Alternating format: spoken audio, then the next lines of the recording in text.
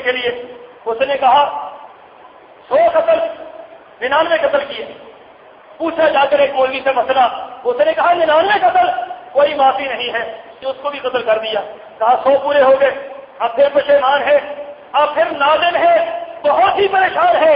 ایک عالم دین کے پاس جاتا ہے کہ مجھے بتلائیں کہ میرے گناہ معاف ہو جائیں گے. اس نے کہا 2 شرائط ہیں, ایک شرط یہ ہے کہ گناہ گاروں کی بستی کو چھوڑ دو, اور دوسری شرط یہ ہے کہ اللہ کے سامنے نادم ہو کر عاجز ہو کر اس بستی کی طرف چلے جاؤ, نیک لوگوں کی بستی میں چلے جاؤ, وہاں جا کر تم اپنے گناہوں کی معافی طلب کرو. وہ نیک بستی کی طرف دوڑ رہا ہے, بھاگ رہا ہے. اللہ کی قدرت ایسی ہے, قضا کا وقت آ گیا, موت کا فیصلہ آ گیا. اس پر موت کے فرشتے بھی آ جاتے ہیں, عذاب کے فرشتے بھی آ جاتے ہیں, رحمت کے فرشتے بھی آ جاتے ہیں. عذاب والے فرشتے کہتے ہیں کہ یہ تو جہنم میں جائے گا, 100 قتل کیے. رحمت والے فرشتے کہتے ہیں یہ توبہ کی طرف چل پڑا تھا, اس کو معاف کر دینا چاہیے. یہ دونوں جھگڑ رہے ہیں, اللہ کے پاس فیصلہ جاتا ہے. اللہ فرماتے ہیں میں انصاف سے فیصلہ کرتا ہوں. یہ جس بستی کی طرف جا رہا تھا, توبہ کی بستی کی طرف, نیک لوگوں کی بستی کی طرف, جاؤ جا کر اس کی پیمائش کرو. اگر یہ اس کے قریب ہے تو پھر اسے جنت میں لے جاؤ, اگر یہ بد لوگوں کے قریب ہے تو پھر اس کو جہنم میں لے جاؤ. رسول اللہ صلی اللہ علیہ وسلم کی حدیث ہے, صحیح مسلم کی روایت ہے, اللہ تعالیٰ نے زمین کو سکڑنے کا حکم دیا. زمین اس پر سکڑ گئی جو نیک لوگوں کی بستی تھی. جب فرشتوں نے پیمائش کی تو وہ ان کے قریب نکلا جو نیک لوگ تھے. اللہ تعالیٰ نے فیصلہ فرمایا کہ اس کے گناہ کو میں نے معاف کر دیا. رسول اللہ صلی اللہ علیہ وسلم نے فرمایا لوگوں 99 قتل کرنے والا, 100 قتل کرنے والا بھی اگر معافی کے راستے پر چلتا ہے, توبہ کے راستے پر چلتا ہے, صاحب کا زندگی سے رجوع کر لیتا ہے, نیک اور صالح بن جاتا ہے, فرمایا اللہ اس کے گناہ کو معاف کر دیتے ہیں. اگر 100 شخص قتل کرنے والا, 100 شخص کا قاتل اگر اللہ کے ہاں معافی طلب کرے معاف ہو سکتا ہے. میرے بھائیو, ہم اور آپ جن کے گناہ ہو سکتا ہے اس سے زیادہ ہو, لیکن اللہ کی رحمت سے زیادہ کچھ نہیں ہے. اللہ کی رحمت بڑی وسیع ہے, اور اللہ کی رحمت کی طرف رجوع کرتے ہیں. لا تقنطوا من رحمت اللہ ان اللہ یغفر الذنوب جميعا. اپنے ہاتھوں کو بلند کر کے, اپنے لڑکھڑاتے ہوئے ہاتھوں سے, اپنے کانپتے ہوئے ہاتھوں سے, اپنے نادم دل کے ساتھ اللہ سے دعا کرتے ہیں, اے اللہ ہم نے زندگی میں بڑی خطائیں کی ہیں, اے اللہ سال بھر ہم خطاؤں میں مصروف رہے ہیں, خطاؤں میں ہی ہم سنتے چلے گئے ہیں, اے اللہ تو ہمیں معاف کر دے. یقین جانیے اللہ ہمارے گناہوں کو معاف کر دیں گے. ہر وقت اپنے گناہوں کی معافی طلب کریں. آپ کے مانگنے میں دیر ہے, اللہ کے دینے میں کوئی دیر نہیں ہے. اللہ تعالیٰ مجھے اور آپ کو کتاب و سنت پر عمل پیرا ہونے کی توفیق عطا فرمائے. وآخر دعوانا الحمدللہ. یہ چند سوالات ہیں. دیکھنے میں آیا ہے کہ کچھ لوگ 6 دن کے اندر نماز تراویح میں قرآن پاک ختم کر دیتے ہیں, یعنی روزانہ 20 تراویح کے اندر 5 سپارے پڑھتے ہیں, اور کیا ایسا قرآن و حدیث کے مطابق درست ہے؟ بات یہ ہے کہ بعض لوگوں کے یہ نظریہ پایا جاتا ہے کہ رمضان مبارک کے اندر ایک قرآن سننا اور تراویح میں سننا جو ہے یہ بہت ضروری ہے. تو لہذا بعض علاقوں میں لوگ مصروف ہوتے ہیں. آپ کو پتہ ہے کہ رمضان مبارک بعض تاجروں کے نزدیک کمائی کا دن بھی ہے, تو یہ سمجھتے ہیں کہ چلے 5 دن کے اندر ہم یہ بنا ٹال لیں اور اس کے بعد مہینہ بھر جو ہے اپنی مرضی کریں. یہ انتہائی میں سمجھتا ہوں کہ کبھی میں عمل ہے کہ رمضان مبارک پورے کا پورا قیام ہے. رمضان مبارک کی 29 راتیں ہیں, ان 29 راتوں کے اندر قیام ہے, اور صحابہ کرام نے اس پر زبان کیا ہے, ہمیشگی کی ہے. 5 دن کے اندر قرآن ختم کر کے, تراویح ختم کر کے بندہ بیٹھ جائے, یہ کبھی طور پر بات درست نہیں ہے. البتہ اگر 5 دن کے اندر کہیں پر قرآن ختم ہوتا ہے اور اس کے اندر باضابطہ طور پر صحیح طریقے سے تراویح پڑھی جاتی ہے, تو میرے خیال میں اس کو یہ کہنا کہ یہ غلط ہے, یہ بات درست نہیں ہے. البتہ اس کے بعد تراویح چھوڑ دینا, یہی بات ہے کہ قرآن ختم ہو گیا, ہمارا ایک قرآن پورا ہو گیا, ہم نے اس کے بعد جو ہے بات ختم کر دی ہے, یہ بات کسی صورت میں درست نہیں ہے. کیا سجدے کے درمیان جو ستون لگے ہوتے ہیں, اس کے درمیان میں نماز پڑھنا جائز ہے؟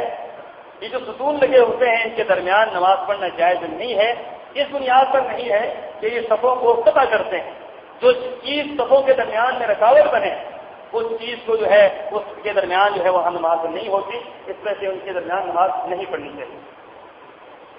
کیا غروب آفتاب سے لے کر فرض مغرب کے درمیان نفل پڑھنا مکروہ ہے؟ بالکل مکروہ نہیں ہے جی. حدیث میں یہ ثابت ہے, رسول اللہ صلی اللہ علیہ وسلم نے حکم دیا ہے کہ فرض نماز سے پہلے, غروب آفتاب کے بعد, آذان کے بعد فرض نماز سے پہلے نماز پڑھو. تو 2 رکعت صحابہ کرام پڑھا کرتے تھے, اور صحابہ کرام کثرت سے پڑھا کرتے تھے۔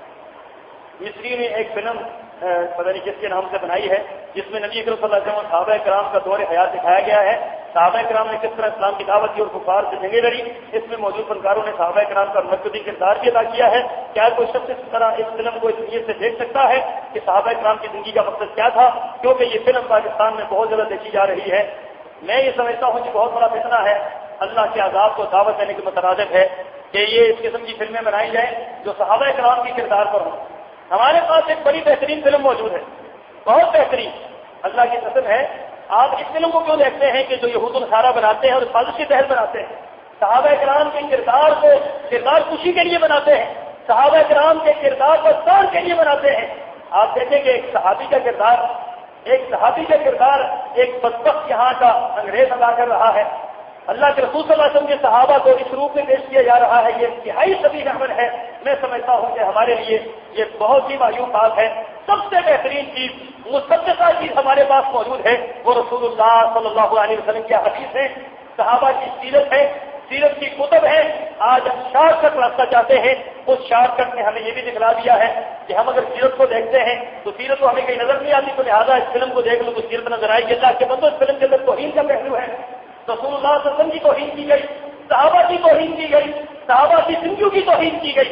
میں یہ سمجھتا ہوں یہ آج میرا فتویٰ نہیں تو بہت دیر کی علماء کا فتویٰ ہے کہ جن لوگوں نے یہ فلم بنائی ہے وہ مرتد ہیں، اسلام سے خارج ہیں، ان کو چاہیے اپنے اسلام